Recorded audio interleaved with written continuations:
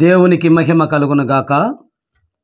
యేసుతో నడుచుట అను YouTube channel చూస్తున్న మీ అందరికీ నా హృదయపూర్వక వందనాలు. ఈరోజు ప్రభువైన యేసుక్రీస్తు సిలువలో పలికిన 4వ మాటను గురించి మనము తెలుసుకుందాం. 4వ మాట ద్వారా మనము ఏమి నేర్చుకోవాలి, లేఖనాలు మనకి ఏమి చెప్తున్నాయి అనే విషయాన్ని గురించి మనం తెలుసుకుందాం. చూడండి, మత్తయి సువార్త 27వ అధ్యాయము 46వ వచనము. ఏలీ ఏలీ లామా సబక్తాని, నా దేవా నా దేవా నన్నెందుకు చెయ్యి విడిచితివి. దేవునికి మహిమ కలుగునుగాక. దేవుణ్ణి వేడుకున్నట్టుగా మనము గమనిస్తున్నాం. ప్రభువైన యేసుక్రీస్తు నా దేవా నా దేవా నన్నెందుకు చెయ్యి విడిచావు అని తండ్రిని అడుగుతున్నట్లుగా మనం ఇక్కడ లేఖనాలు మనము చూడగలుగుతున్నాం. ప్రియ దేవుని బిడ్డలారా, ఎందుకు ఈ విధంగా తండ్రి చెయ్యి విడిచాడంటే మనలందరినీ కూడా పాపము నుండి విడిపించటానికి. చూడండి, ఆయన సిలువ మరణము ద్వారానే మనకు పాప విమోచన, పాపము నుండి రక్షణ. కనుక ఎప్పుడైతే ఆయన చెయ్యి విడిచాడో మన పాపములు సిలువపై కడిగిబడి మనము విడిపించబడి ఉన్నాం. చూడండి, పాపము నుండి మనల్ని విడిపించటానికి అది ఎక్కడుందో చూద్దాం. హెబ్రీయులకు రాసిన పత్రిక 2వ అధ్యాయము 15వ వచనము.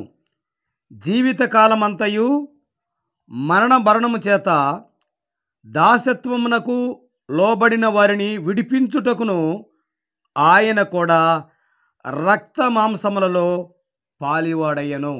దేవునికి మహిమ కలుగునుగాక. పాపము నుండి విడిపించాలంటే పరిశుద్ధమైన మనిషి రక్తమే కావాలి. ఆ మనిషి రక్తము ఎవరిది కావాలంటే పరిశుద్ధుడై ఉండాలి. ఆ పరిశుద్ధుడే ప్రభు అయిన క్రీస్తు శరీరధారిగా వచ్చి రక్త మాంసాలు కలిగిన తాను రక్తము ద్వారానే మనకి పాప విమోచన.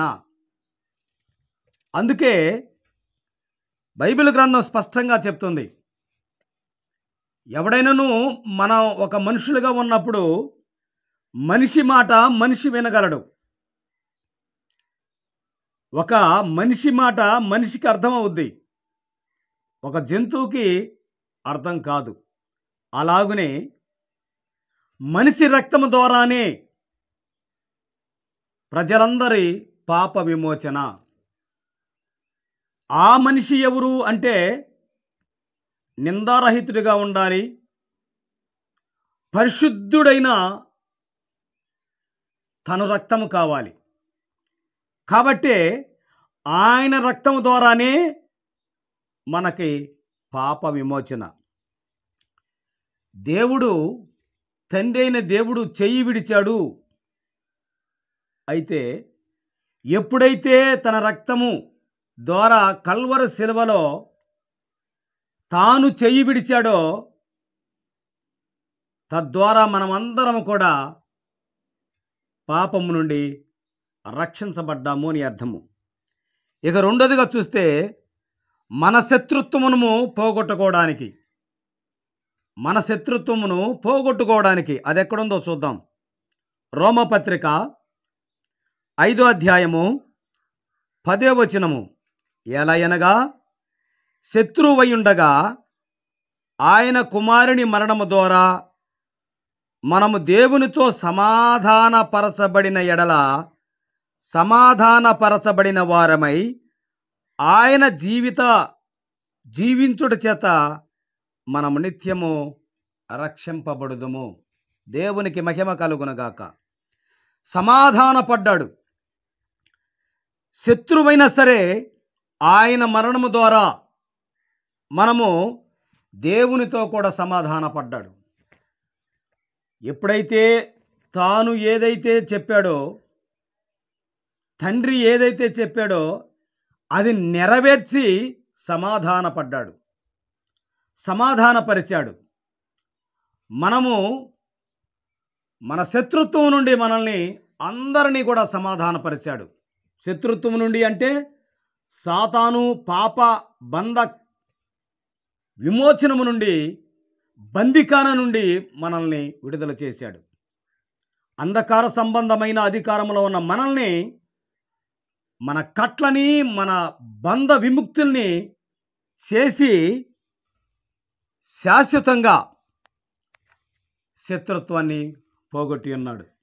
ప్రియ దేవుని బిడ్డలారా, ఎందుకంటే పాపలోకంలో ఉన్న మనము, భ్రష్టలోకంలో ఉన్న మనం అందరినీ కూడా సమాధానపరిచాడు.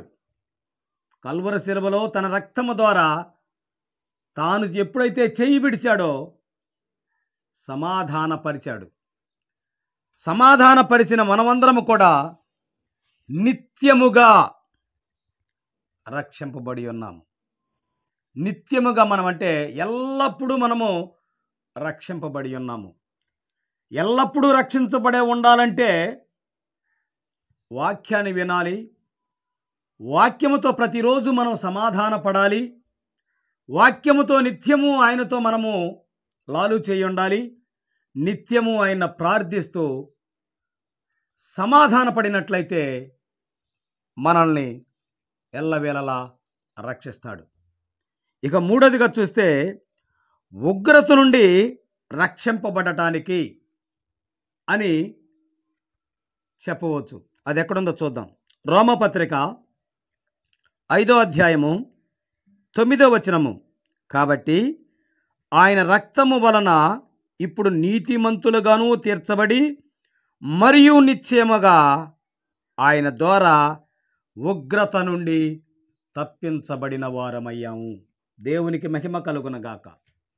ఉగ్రత ఏ ఆపద నుండైనా సరే, ఏ ఉగ్రత నుండైనా సరే మనల్ని రక్షించటానికి ఆయన చెయ్యి విడిచాడు. ప్రియ దేవుని బిడ్డలారా, ఉగ్రత నుండి అంటే సాతాను అంధకార శక్తుల నుండి, లేక మనం మరణించిన తరువాత కూడా మనము నరకలోకానికి చేరకుండా పరిశుద్ధులుగా ఉన్న పరలోకానికి చేర్చడానికి, ఆ ఉగ్రత నుండి మనల్ని కాపాడటానికి చేయి విడిచాడు.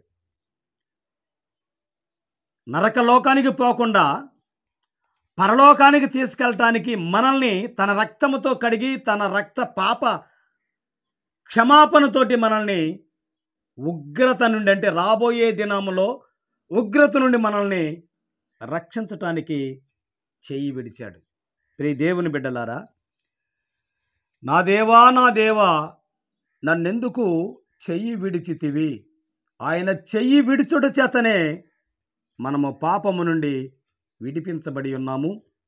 ఆయన చెయ్యి విడిచుట ద్వారానే మన శత్రుత్వమును పోగొట్టుకొని సమాధానపడి ఉన్నాము. ఆయన చెయ్యి విడిచుట చేతనే ఉగ్రత నుండి మనము రక్షించబడి ఉన్నాము.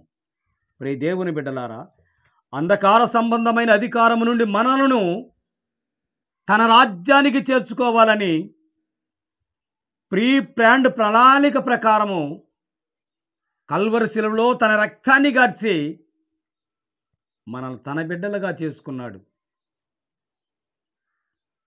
చూడండి ప్రియ దేవుని బిడ్డలారా, ఎంత కరుణమయుడు.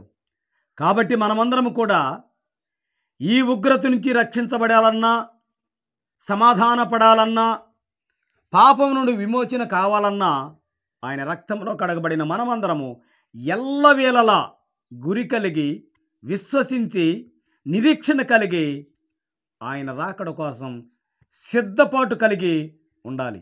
అట్టి కృప మనందరికీ కలుగునుగాక. ఆమెన్. చిన్న ప్రార్థన చేసుకుందాం. మహోన్నతుడా, నా ప్రియమైన తండ్రి, నీ పాదాలకు వందనాలు నాయనా. గడిచిన కాలమంతయు మమ్మల్ని కాచి కాపాడినందుకు స్తుతులు స్తోత్రములు చెల్లిస్తున్నాం తండ్రి. ఇదిగో నాయనా, నా తండ్రి, నా దేవా, నా దేవా, నన్నెందుకు చెయ్యి విడిచావు అంటే, నాయన కల్వరి శిలువలో మా కోసం నీ రక్త ప్రోక్షణతో నా తండ్రి ఉగ్రత నుండి కాపాడటానికని చెప్తున్నావు నా తండ్రి. అలాగే నా తండ్రి అందరినీ సమాధానపరచటానికని చెప్తున్నావు నా తండ్రి. అలాగే నాయన పాపము నుండి రక్షి రక్షించటానికని చెప్తున్నావు నా తండ్రి. ఈ లేఖన భాగంలోని సూటిగా స్పష్టంగా మాతో మాట్లాడిన విధానాన్ని బట్టి నీకు కృతజ్ఞతాస్తుతులు చెల్లిస్తున్నావు తండ్రి. ఇదిగో నాయనా, వీడియో చూస్తున్న ప్రతి బిడ్డ కూడా నా తండ్రి నీ రక్త ప్రోక్షణతో నిలువెల్లా కడిగివేసి ఉగ్రత నుండి తప్పించు, అలాగే సమాధానపరచు, అలాగే పాపము నుండి రక్షించి సిద్ధపాటు కలిగి నీ రాకడకై ఎదురు చూసే ఆత్మనగా తీర్చిదిద్దు నా తండ్రి. అట్టి కృప మనందరికీ కలుగునుగాక. ఆమెన్. మంచిదండి. దేవుని చిత్తమైతే మరలా కలుసుకుందాం. అంతవరకు సెలవు. మీ సువర్ణ బాబు.